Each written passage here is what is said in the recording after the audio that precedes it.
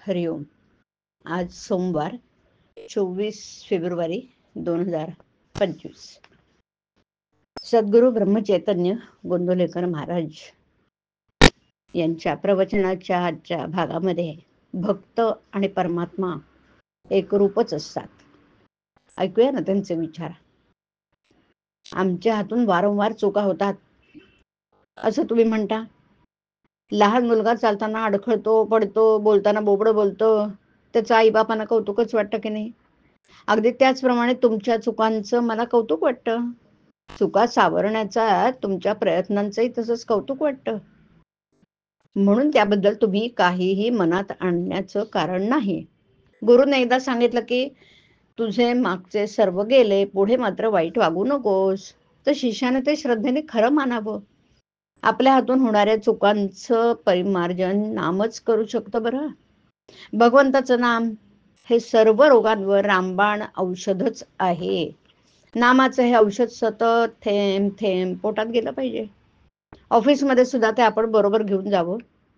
विद्वान, अडाणी, श्रीमंत, गरीब सर्वांना हे औषध सारखंच आहे. जो पथ्य सांभाळून हे औषध घेईल त्याला गुण लवकर येईल.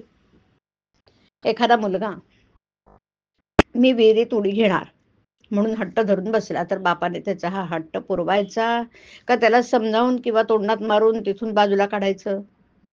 त्याप्रमाणे तुमचे विषय मागण्याचे हट्ट आहेत.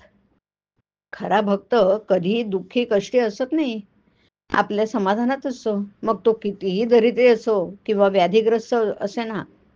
अमुक एक हवं ते मिळालं नाही म्हणजे सामान्य माणसाला दुःख होतं. भक्ताला कसलीही आस नसते, त्यामुळे त्याला दुःख नसतं. तो आणि परमात्मा एकरूपच असतात. परमात्म्याची इच्छा हीच त्याची इच्छा असते ना. सगुणाची भक्ती करता करता त्याला मी चा विसर पडतो. मी नसून तूच आहेस ही भावना दृढ होत जाते आणि शेवटी मी नाहीसा झाला की राम, कृष्ण वगैरे नाहीसे होतात आणि मग परमात्मा तेवढा शिल्लक उरतो बरं. आजारामधून उठलेल्या अशक्त माणसाने जसे काठीच्या आधाराने चालावं, त्याप्रमाणे प्रापंचिकाने सगुण भक्तीने तरून जावं. देहबुद्धी असणाऱ्या माणसाला सगुण वाचून भक्तीच करता येणार नाही. भगवंताला आपण सांगावं की भगवंता तुझी कृपा माझ्यावर असू दे, आणि कृपा म्हणजे तुझं स्मरण मला अखंड राहू दे. यातूनच त्याची भक्ती उत्पन्न होईल. भगवंता वाचून कशातही समाधान नाही, त्याच्याशिवाय जगण्यात आनंद नाही. जो भगवंताचा झाला म्हणजे त्याच्या नामात राहिला, त्याला जगण्याचा कंटाळा येणारच नाही. परमात्म्याला प्रपंच रूप बनवण्याऐवजी आपण प्रपंचाला परमात्मा रूप बनवावं ना. हरिओम.